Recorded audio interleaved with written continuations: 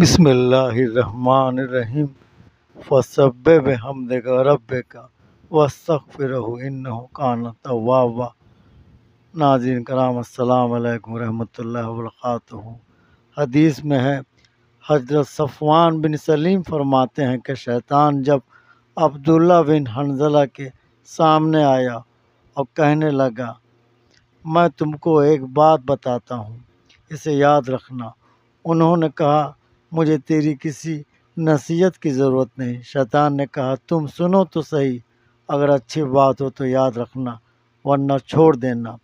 بات یہ ہے کہ اللہ تعالیٰ کے سوا کسی انسان سے اپنی آرزوؤں کا سوال نہ کرنا، اور یہ دیکھنا کہ غصے میں تمہاری کیا حالت ہوتی ہے، کیونکہ میں غصے کی حالت ہی میں انسان پر قابو پاتا ہوں۔